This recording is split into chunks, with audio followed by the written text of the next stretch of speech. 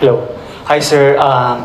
Balikan ko lang sir yung sinabi nyo na magkakaroon ng metric ulit na paramihan ng pag-aresto. Paano po natin matitiyak na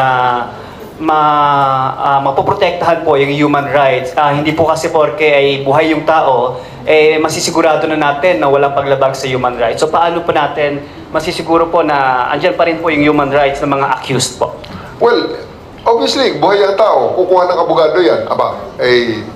Alam nila kung paano depensa ng sarili na sa human rights in terms of their human rights. At yun nga sinasabi ko, na ang ating Internal Affairs Service will always be open sa mga reklamo ng ganyan, paglabag, pag-abuso, yung mga pagmamalabis sa tungkulin. Natural yun na huhulihin ka kung ikaw ay nakita ng pulis na meron kang, may nakitang basehan ng pulis sa pag-aresto. Andyan Andyan. May rule sa warrantless arrest. When you are doing a crime, when a crime has been committed, or a crime has just been committed, at may feeling ng police ay may probable cause siya, huhulihin ka niya. Natural, wala namang umaamin ng kriminal. Di ba? So, sasabihin nila, hindi, walang probable cause ang police. Hindi na natin pag-awayan sa kalsada yan. Pag-awayan natin sa loob ng internal disciplinary machinery, magreklamo ka sa IAS, papakinggan namin ang inyong mga hinaing. Iimbestigahan namin ang inyong sinasabing pagmamalabis o paglabag sa inyong karapatang pantao, and you can choose the forum where we will bring it. We can bring it to the pleb.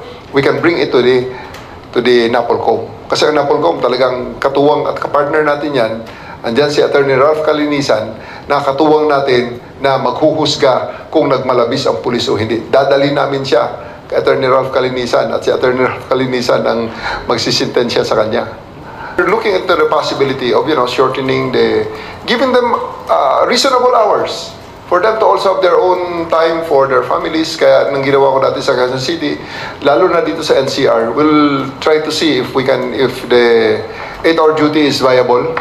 Pero pag 8 hours lang ang duty nila, I'll make sure na walang pulis na nakaupo, walang pulis na nakatingin sa kanyang cellphone, at walang pulis na nagliliwaliw. Because while I will ask them to have 8 hours duty na very short, from 6 ng umaga hanggang alas 2 ng hapon, ang alas 10